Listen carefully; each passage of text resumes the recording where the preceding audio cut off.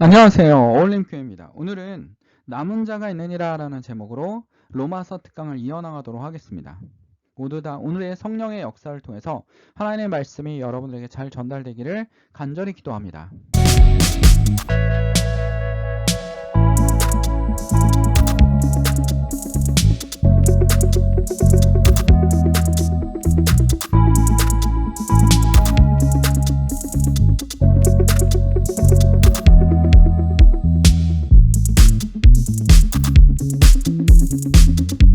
자, 고대 그리스 얘기를 한번 해보려고 합니다. 고대 그리스에 당시에 뭐가 있었냐면 이 그리스 국가들이 있었고, 자, 그리스 국가가 있었고, 그 다음에 이쪽은 누가 있었습니까?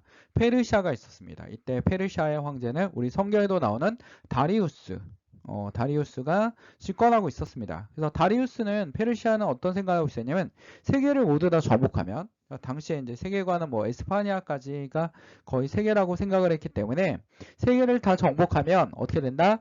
자, 평화가 올 것이다. 그러므로 정복 전쟁에 굉장히 애를 썼던 게 바로 페르시아입니다. 자, 그러다 보니까 페르시아와 그리스가 부닥치기 시작하는데 워낙 강력했고 워낙 컸던 페르시아 국가에게 아테네는 굉장히 조그만 도시 국가에 불과했습니다. 그리스라는 나라는 산지가 많고 그래서 하나의 연합된 국가라기보다는 조그만 도시 국가들의 연합체였습니다. 대표적으로 우리가 아는 게 아테네 도시 국가와 스파르타 도시 국가를 우리가 보통 알고 있습니다. 자, 아테나 스파르타 국가를 제외한 모든 도시 국가가 페르시아의 협박에 모두 다 굴복합니다. 모두 사신을 보내가지고 지금 항복하지 않으면 모두 다 죽일 것이다 라는 엄청난 제안을 하자 모두 다 어떡합니까? 항복을 하는데 누구만 남아서 끝까지 저항했습니까? 아테네와 스파르타만 페르시아 사신들을 죽여버렸습니다. 그래서 전쟁이 시작됐습니다. 이 전쟁에서 유명한 전쟁이 있습니다. 우리 영화 300 영화 많이 보지 않았습니까? 300에서 보면 우리 레오니다스 1세 스파르타 군대가 데르모필레라는 계곡에서 이 계곡을 못 들어오게 하려고 300 용사로 막으려고 했는데 어떻게 했어요? 섬멸됐습니다. 섬멸. 그래서 데르모필레 전투는 그리스가 완전히 패배하는 그런 전쟁이었습니다. 근데 우리가 알고 있는 뭡니까? 그리스 아테네와의 전쟁인 살라메스 해전에서 데미스토클레스라는 사람이 어떡합니까? 아테네 모든 시민을 다 죽일 수 있다. 그러므로 살라메스라는 섬으로 그리스인들을 모두 다 피신을 시키고 어떡합니까? 페르시아의 군대를 바다에서 그러니까 데미스토클레스는 끝까지 해군을 양성해서 이겨야 된다 해서 해군을 그 전부터 열심히 양성을 해가지고 자 200척의 배로 더 많은 페르시아 군대를 무찌르는 살라메스 해전에 대승을 거두는 일을 벌였다라는 겁니다. 그게 바로 살라메스 해전입니다. 여기서 우리가 듣고 싶은 건 뭐냐면 거대한 페르시아를 향해서 끝까지 싸우려고 했던 나라가 있었다라는 겁니다. 누굽니까? 아테나와 그리스입니다. 그리고 현명하게 이 전쟁에서 거의 그 다윗과 골리앗 같은 이 전쟁에서 거대한 나라 페르시아를 이길 수 있었던 것은 누구의 힘이었습니까? 아테네의 힘이었습니다. 이때 아테네는 민주국가였고 스파르타는 민주국가가 아니라 계급국가였습니다. 왕정국가였다라는 겁니다. 우리가 영화를 보면 스파르타가 약간 민주정치처럼 나오지만 전혀 그렇지 않습니다. 스파르타는 철저한 계급주의와 노예제 중심으로 운영하는 경제구조를 가지고 있는 철저한 굉장히 그 엄격한 신정정치와 왕정정치를 병행하는 그런 나라였다라는 겁니다. 됐습니까? 오늘 성경에도 보면 로마서 11장에 1절에 5절을 우리가 좀 묵상해 보려고 합니다. 그러므로 내가 말하노니 하나님이 자기 백성을 버리셨느냐? 그럴 수 없느니라. 나도 이스라엘이니요. 누굽니까? 사도 바울이 나도 이스라엘이뇨. 아브라함의 씨에서 난 자요. 베냐민 지파라. 나도 그리스 사람이다. 당시에 유대인들 간에 이 로마서에 보낸 이 편지에 의하면 사도 바울이 유대인들을 어떻게 하면 하나님이 우리를 버렸다라는 생각을 하고 있었다라는 겁니다. 왜냐하면 너무 끝없는 고난을 당하다 보니까 하나님은 우리 버린 것 같아.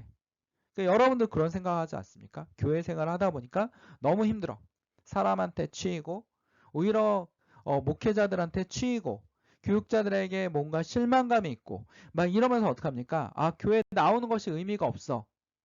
그리고 교회를 나오면 뭔가 자기 일이 잘 될 줄 알았는데 자기 일도 안 되는 거야. 그러니까 어떻게 됩니까?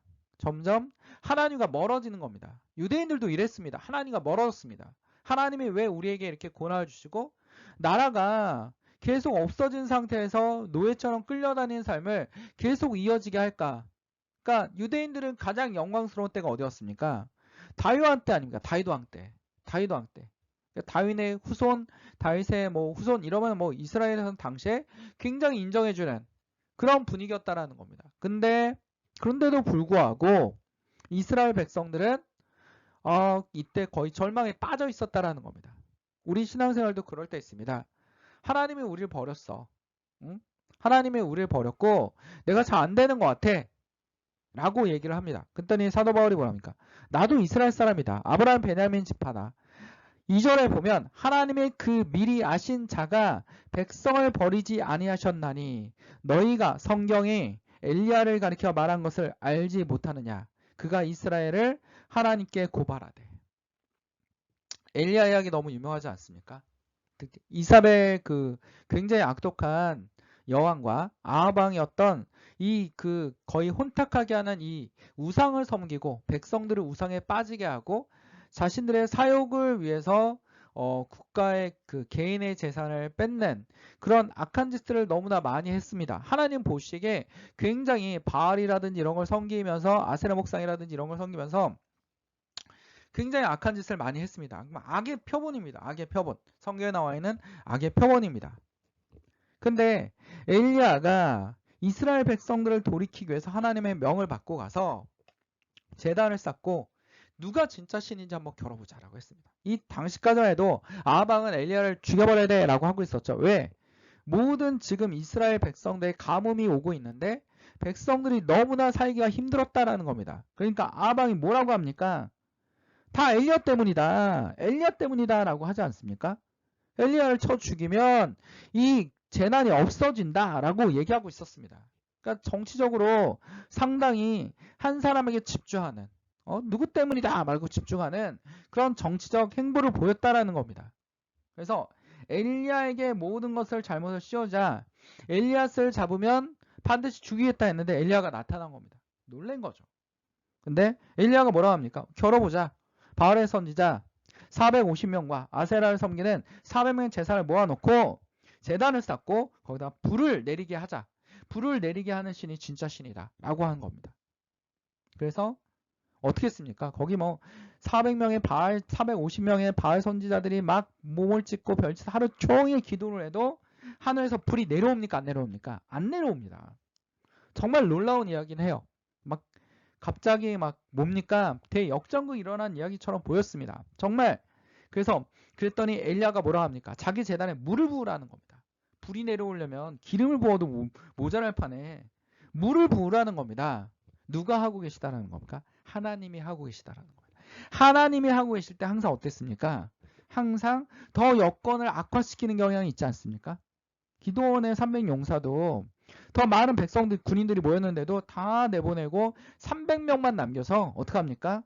하나님이 했다는 걸 보여주기 위한 하나님의 전쟁을 선포하지 않았습니까?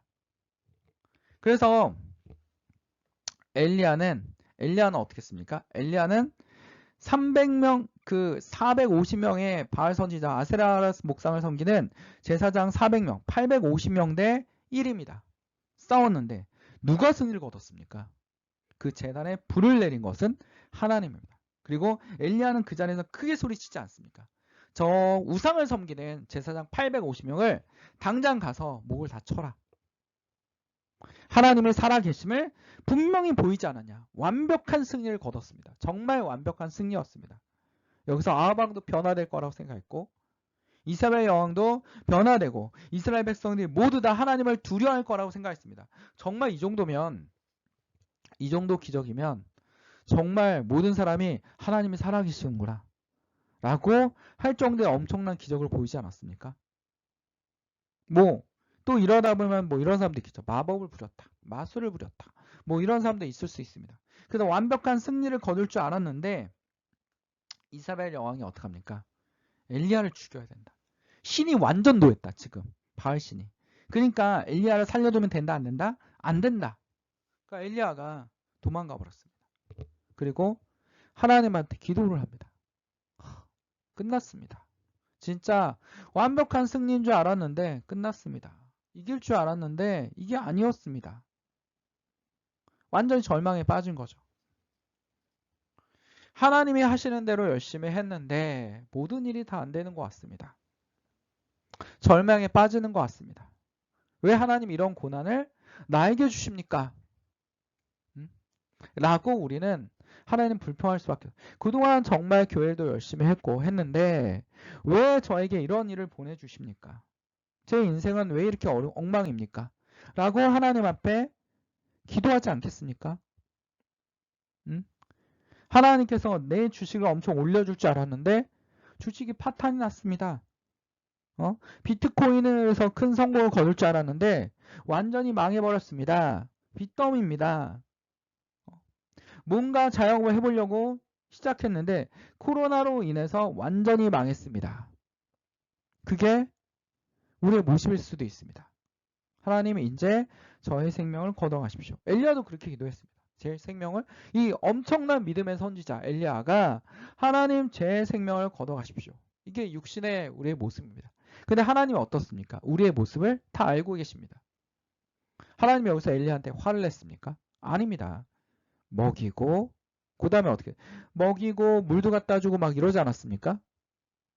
육신을 채워줬다라는 겁니다. 하나님은 우리에 대해서 너무나 잘 알고 계십니다. 여러분들이 너무 힘들고 지쳤을 때 하나님 먼저 뭐 하십니까? 위로를 해주시거나 약간의 물질적인 보상을 해주시거나 힘을 주신다라는 겁니다. 없는 것에서 있게 하시기도 합니다. 절망을 뒤집어 엎기도 합니다. 전혀 안 될 것 같다. 전혀 안 될 것 같다는 그런 걸 뒤집어 엎기도 합니다. 근데 하나님께서 여기에 엘리야에게 이런 얘기를 합니다. 그에게 하신 대답이 무엇이냐? 내가 나를 위하여 4절 봅시다. 바알에게 무릎을 꿇지 아니한 사람 7,000명을 남겨두었다 하셨으니 사도 바울은 지금 구약 성경을 이용해서 어떡합니까? 7,000명을 남겨두었다라고 얘기하고 있습니다. 그런즉 이와 같이 지금도 은혜로 택하심을 따라 남은 자가 있느니라. 모두 다 페르시아, 아까 세계사에서 얘기했듯이 어떻습니까? 페르시아한테 다 항복을 했는데 아테나와 스파르타는 남아있지 않았습니다. 그러다 스파르타는 패배했습니다. 근데 끝까지 어떻게 했습니까? 아테네는 버텨내서 이 전쟁을, 이 다윗과 골리앗 같은 이 거대한 전쟁을 정말 상상도 못하는 겁니다. 조그만 부족하고 거대한 왕국하고 싸운 겁니다. 근데 누가 이겼습니까? 가장 약했던 아테네가 승리를 거두지 않았습니까? 아하방과 이사벨은 정말 악한 왕들이었고 그들은 막강한 권력자고 선지자들도 마음에 안 들면 감방에 가두거나 멀리 보내버리는 사람입니다. 죽여버리거나 하는 사람들입니다. 엘리야도 이 악독한 집안 사람들을 위해서 도저히 못 싸우겠습니다. 너무 악합니다. 라고 했는데 나에게 7,000명이나 있다 라는 겁니다. 여러분 모든 사람들이 나를 버린 것 같고 나를 아는 채는 아는 것 같습니다. 그러나 하나님이 여러분을 위해서 어떡합니까? 7,000명을 예비하십니다. 내가 알지 못하는 내가 일을 하고 있는데 하나님의 영광을 위해서 열심히 일했는데 다 안 되는 것 같습니다. 모든 사람이 나를 배신하는 것 같습니다. 그러나 여러분 곁에 누가 있습니까? 하나님의 사람들이 움직일 수 있습니다. 하나님이 자기 일을 하기 위해서 어떡합니까? 사람들을 움직이거나 경제를 움직이거나 환경과 여건을 뒤집어 엎으신다라는 겁니다. 심지어는 여러분의 마음과 생각을 주관하셔서 일을 성취하신다라는 겁니다. 그래서 엘리야는 어떻게 했습니까? 엘리야에게 하나님께서 말씀하지 않았습니까? 아합과 이사벨의 집안은 그 자손까지 모두 다 몰살시킬 것이다. 그래서 그 성경의 예언이 어떻게 됐습니까? 다 이루어지지 않았습니까? 아들들이 다 뭐 떨어져 죽고 이사벨은 뭐 그 궁전에서 던져서 죽고 막 아합은 뭐 전쟁 나왔는데 막 피해 다니다가 활 맞아 죽고 막 그 마차를 씻었는데 개들이 핥아먹고 막 이러지 않았습니까?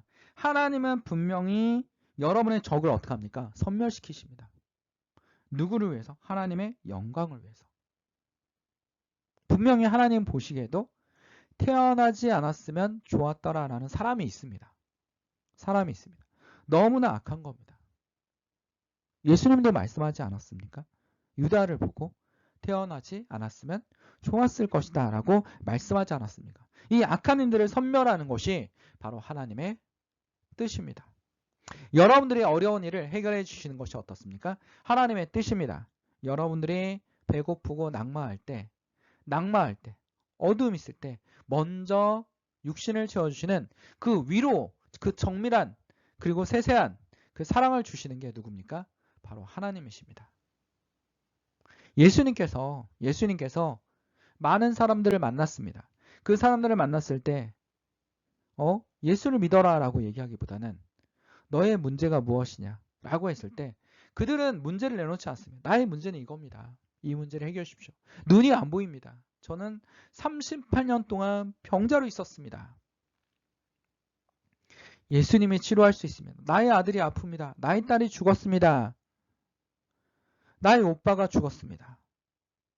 먹을 게 없습니다. 오병이어 기적을 보여주지 않았습니까?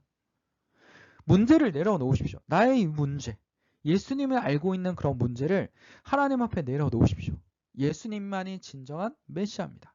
예수님만이 진정한 뭡니까? 여러분을 절대로 배신하지 않는 진정한 친구입니다. 사람은 누구나 자기 이익을 위해서 배신할 수 있습니다. 그게 본능처럼 있는 사람들이 너무나 많습니다. 그리고 그게 옳다라고 생각하는 가치관을 가지고 있는 사람들도 너무나 많습니다. 현대사회는 점점 그렇게 이기주의로 흘러가고 있습니다. 이게 자유주의 사랑이라는 게 꼭 좋은 게 아닙니다. 자유주의가 지나치면 어떻게 됩니까? 공동체 의식을 파괴하고 이기주의로 흐릅니다. 무조건 자기가 옳다라고 생각하는 겁니다. 학생들에게 뭘 가르치겠습니까? 자유주의 사상을 가르치겠습니까? 자유가 아예는 뭐가 따른다는 걸 가르쳐야 되겠습니까? 책임이 따른다는 걸 가르쳐야 됩니다. 그러다 보니까 자유주의라 보니까 우리는 법에 해당되지 않아. 응? 우린 촉법소녀냐? 친구를 마구 잡으리더랍니다. 옳은 행동입니까? 옳지 않은 행동입니다. 하나님 보시기에 어떤 행동입니까? 악한 행동입니다. 이 아이들에게 자기 아이들을 감싸는 선생님, 심지어는 학원에서 학생들의 돈을 얻어내기 위해서 학생들의 비율을 맞추는데 그 비율을 맞추면서 아이들의 가치관에다 뭘 심어주고 있습니까? 그래, 옳지 않은 것도 옳다고 할 수 있어 라는 걸 심어주고 있는 겁니다.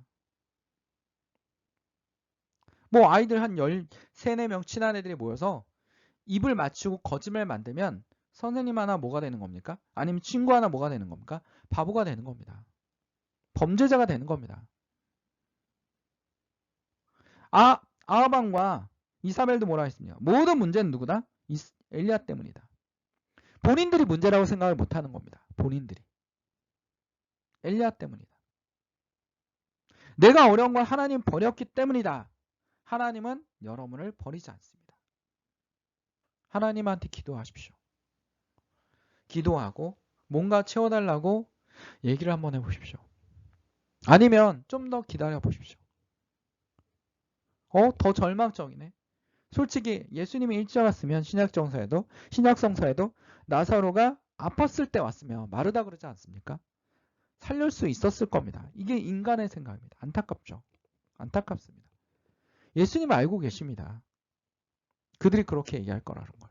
우리가 그렇게 얘기할 걸 알고 계십니다. 여러분들이 그런 생각을 가지고 있다는 것도 알고 계십니다. 우리의 연약함을 알고 계십니다. 그러나 여러분도 어떻습니까?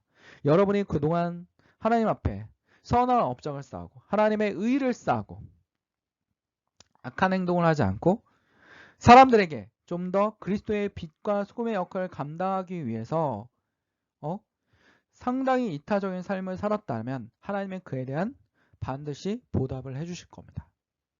그게 바로 하나님이십니다. 결국 이 악한 이사벨과 아하방 어떻게 됐습니까? 그 가족이 모두 다 섬멸하는 그런 일이 벌어지지 않았습니까? 이게 바로 악함의 끝이라는 겁니다. 오늘 말씀을 기억합시다.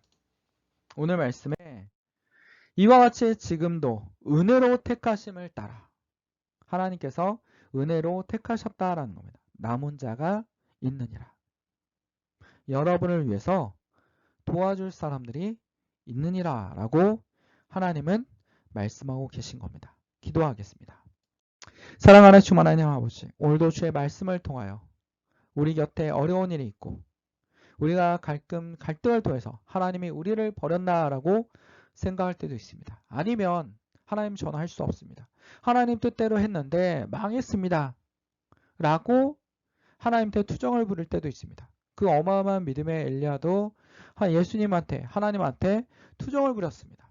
하나님께서 엘리야를 위로해 주신 것처럼 우리의 연약함을 아시고 우리가 정말 부족함을 아시고 우리를 위로해 주시고 우리를 감싸 주시고 최후에 승리하는 그날까지 하나님께서 함께 하실 거라는 것을 우리가 깊게 믿고 의지합니다. 예수님이 우리가 너무나 부족함을 우리가 죄인됨을 용서해 주시고 감싸 주시는 은혜에 너무나 감사드립니다. 예수님 앞에 좀 더 가까이 가며 대화하며 예수님께 기도하며 나아갈 수 있는 우리 성도 여러분과 저가 될 수 있도록 주님 붙잡아 주시옵소서. 이 모든 걸 주님께 맡기며 예수 그리스도 이름으로 간절히 기도드립니다. 아멘. 하나님께 영광의 박수를 올립니다.